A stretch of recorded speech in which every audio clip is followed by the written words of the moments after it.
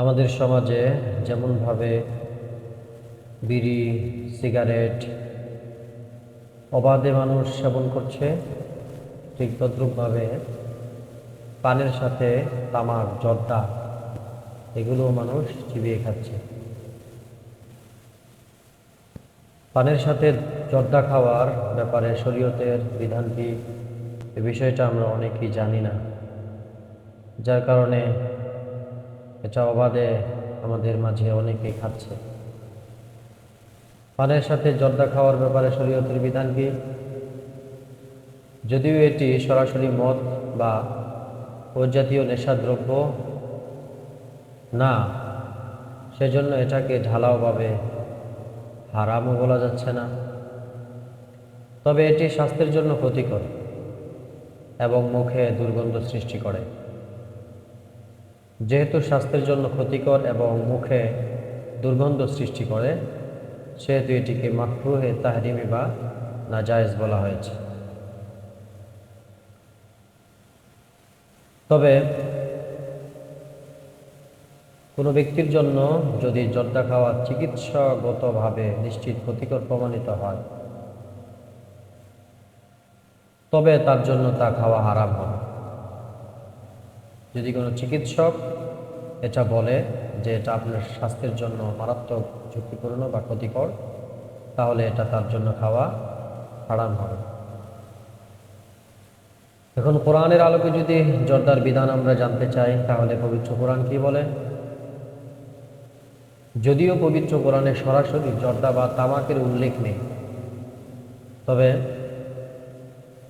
ইসলামে এমন সব বস্তু বক্ষণ নিষিদ্ধ করা হয়েছে যা মানুষের জীবন ও স্বাস্থ্য ধ্বংস করে। আত্মধ্বংসের নিষেধ আল্লাহ তাআলা পবিত্র কোরআনে বলেছেন, ওয়ালা তুলকু বিআইদিকুম ইলা তাহলুকা। সূরা বাকারা আয়াত 195। এবং তোমরা নিজেদের হাতকে ধ্বংসের দিকে ঠেলে দিও না। এই আয়াতে নিজেকে ধ্বংসের দিকে ঠেলে না দেওয়ার কথা বলা হয়েছে, তথা নিজেকে ক্ষতির দিকে ঠেলে দিও না।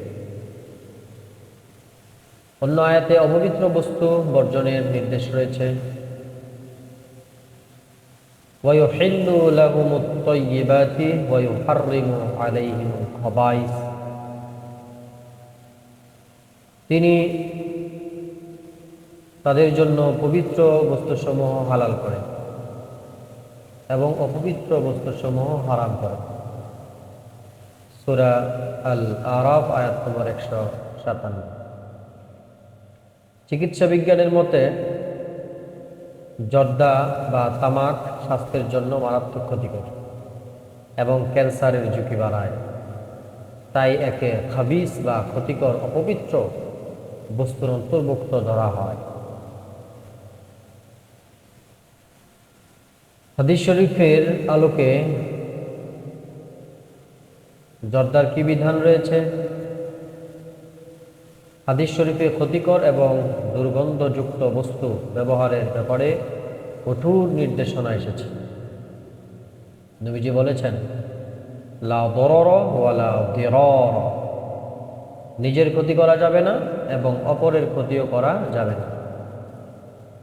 সুনান ইবনে মাজাহ হাদিস 2341। জর্দা খেলে মুখে তীব্র দুর্গন্ধ সৃষ্টি হয়। কাঁচা পেঁয়াজ, রসুনের দুর্গন্ধের চেয়ে জর্দা তামাকের দুর্গন্ধ আরো প্রকট।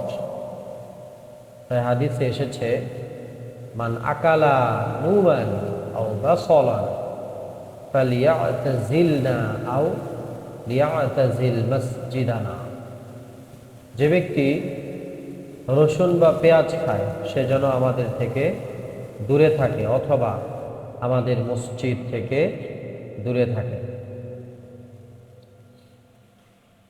ফতোয়ার কিতাবে এসেছে, তামাক বা জর্দা চিবানো পানের সাথে হোক বা ছাড়া হোক, যদি তা নেশা সৃষ্টি করে কিংবা স্বাস্থ্যের জন্য ক্ষতিকর হয়, তবে তা হারাম।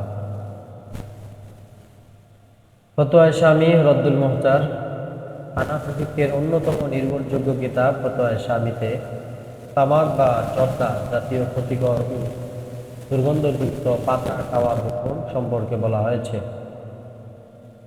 কুল্লু মা ইয়াদুররু বিল বাদানি তানাবুলু হারাম ফাজ্জাবগু লা শাক্কা ফি ইদরারিহি ওয়া ইনতানিহি। শরীরের জন্য ক্ষতিকর এমন যে কোনো বস্তু গ্রহণ করাই হারাম বা নাজায়েজ। আর তামাক যে ক্ষতিকর এবং দুর্গন্ধযুক্ত তাতে কোনো সন্দেহ নেই। যদিও এখানে হারাম বলা হয়েছে, কিন্তু মুফতাবিহি কৌল হলো কোনো বস্তু হারাম হওয়ার জন্য পবিত্র কোরআনে নস থাকতে হয়, নিষেধাজ্ঞা থাকতে হয়। যেহেতু এটা উচ্চ কোরআনে সরাসরি উল্লেখ নেই তামাক বা জর্দার বিষয়ে, সেহেতু এটাকে হারাম বলা যাবে না, তবে এটা মাকরুহে তাহরিমি বা নাজায়েজ। সেজন্য যাদের তামাক বা জর্দার অভ্যাস রয়েছে তারা অবশ্যই এই জর্দা খাবো না।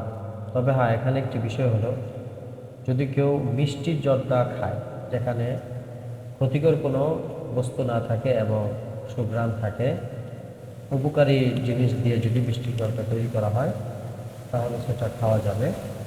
কিন্তু এমনিতে যে জর্দাটা খাওয়া হয় যেটা শরীরের জন্য ক্ষতিকর, সেটা খাওয়া যাবে না।